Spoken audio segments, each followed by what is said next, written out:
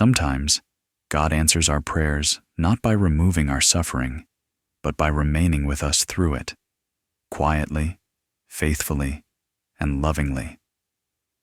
Welcome back to the Bible Wisdom Collective channel. If you have ever prayed in the dark, tried to do good, but still suffered, or wondered whether God truly sees your hidden sacrifices, then today's story is for you.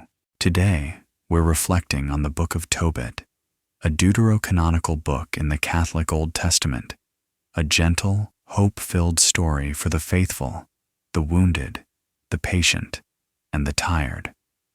The book of Tobit is not a story of instant miracles or dramatic victories. It is a story of ordinary faith lived in difficult circumstances, and that is exactly why it speaks so powerfully to real life. 1. Faithfulness does not guarantee an easy life. Tobit is a righteous man living in exile. He fears God, obeys the law, gives alms, and risks his life to bury the dead when others are afraid. He even says he fed the hungry, clothed the naked, and buried the dead in Tobit 1:16-17. Yet despite his faithfulness, Tobit loses his sight and falls into deep suffering. After an accident that leaves him blind, Tobit 2:10. Here's the difficult but freeing truth.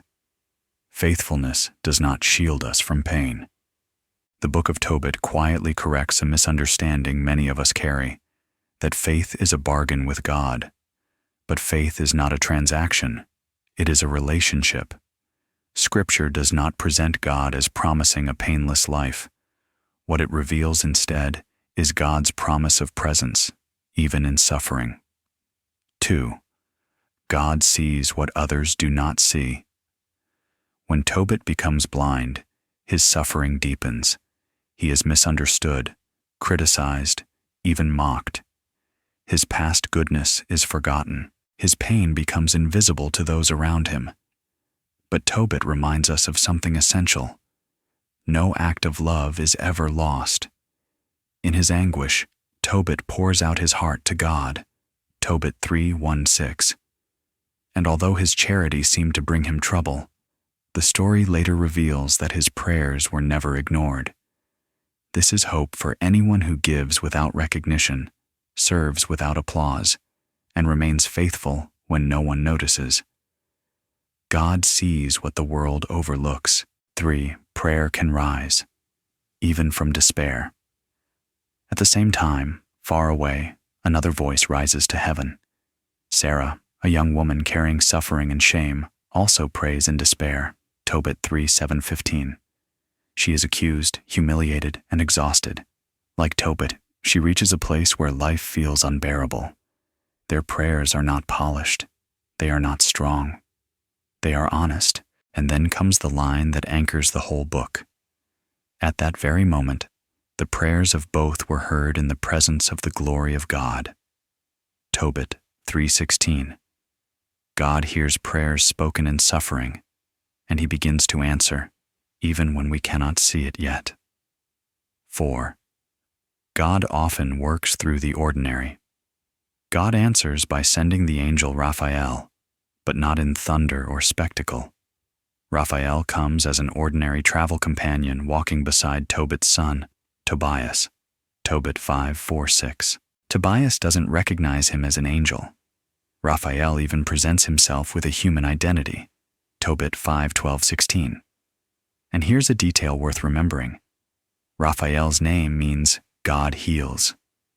This teaches something profound. God often works through what feels ordinary. A journey, a conversation, a small instruction, a person who appears at just the right time. We may expect lightning, while God quietly arranges help through everyday encounters. Do not underestimate the simple ways God may be guiding you. 5. Obedience opens the path for grace. Along the road, Tobias follows Raphael's guidance even when it doesn't fully make sense.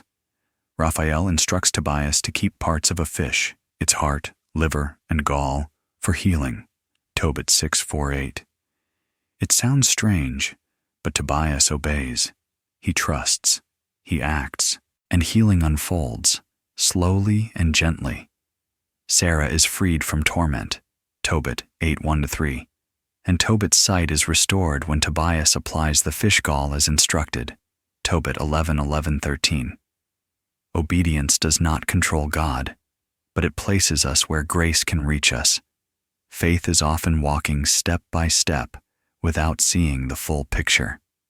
6. Marriage as a sacred journey. One of the most moving moments in Tobit is the marriage of Tobias and Sarah. Instead of being led by fear, they begin with prayer. Their wedding night becomes an act of trust in God's mercy, Tobit 8:4-8.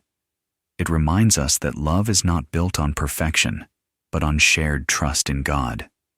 Marriage, like faith itself, is not about avoiding storms. It is about learning how to pray together in the storm. 7.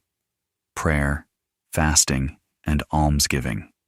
Near the end, Raphael reveals one of the clearest teachings in the book. Prayer is good when accompanied by fasting and almsgiving, for almsgiving delivers from death. Tobit 12:8-9. Tobit is not only telling a story, it is teaching a way of life, a faith that prays, a faith that sacrifices, a faith that loves in action. 8. Gratitude completes the story. When healing comes, Tobit responds with gratitude and praise, Tobit 12:6-12-20. Because miracles are not only meant to be received, they are meant to be recognized. Then Raphael reveals who he truly is. I am Raphael, one of the 7 angels who stand ready and enter before the glory of the Lord. Tobit 12:15. Heaven was closer than they imagined, even on the most ordinary road. Final reflection. The book of Tobit does not shout, it whispers. It reminds us that God is near to the faithful who suffer, that prayers are heard even when answers unfold slowly, and that help may be walking beside us, unnoticed.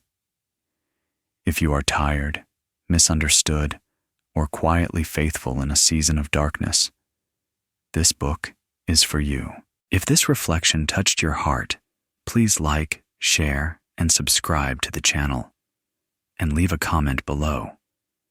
Which lesson from the book of Tobit spoke to you today?